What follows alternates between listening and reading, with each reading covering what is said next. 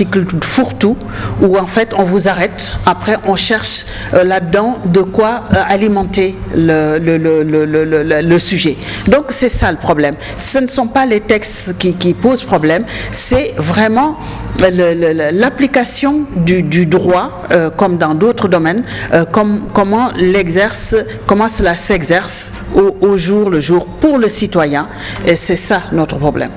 C'est ça notre problème. Maître, on a vu le cheminement, en tout cas, du système démocratique sénégalais. Et forcément, on parlera et on insistera toujours sur les libertés, sur les droits humains et tout. Mais en 2019, comme l'a dit Mme Fatou-Ndiaye, est-ce que le monstre, on l'appelle ainsi, il doit être toujours vivant, plus que vivant? Je veux parler de l'article 80. Bon, moi, je ne vais pas focaliser le débat sur l'article 80. Juste en passant. Oui, en fait, il faut d'abord savoir, parce que moi, je suis tenté tout à l'heure de poser à Mme Diop, quelles sont les dispositions légales qui sont visées dans le cas qu'il a cité tout à l'heure dans l'affaire Adamaga. C'est vrai que je suis avocat, je ne suis pas dans le dossier. J'ai suivi ce dossier à travers la presse et autres, mais quand même, nous faisons une analyse sur la base des principes, parce que les principes sont des principes universels en la matière.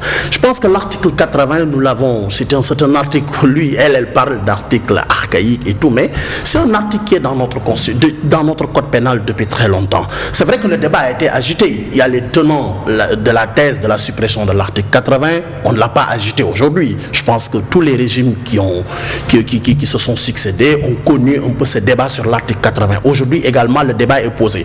Moi, je ne réfute pas le débat, nous sommes dans un état de droit.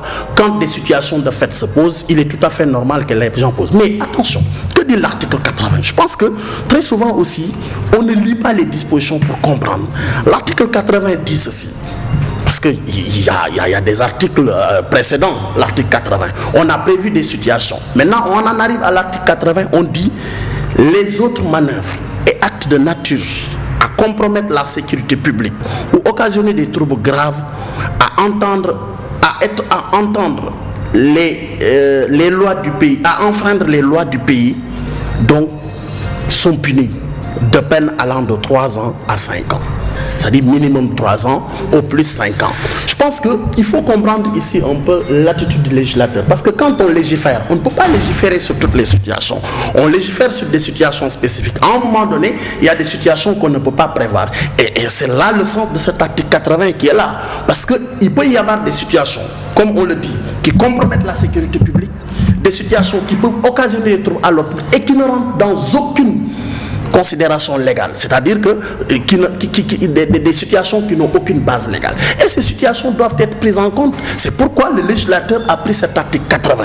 Mais très souvent, on fait une confusion, parce que moi, j'entends souvent parler offense au chef de l'État, on parle de l'article 80. Non, on n'est pas à l'article 80 dans ce cas de situation. Voilà.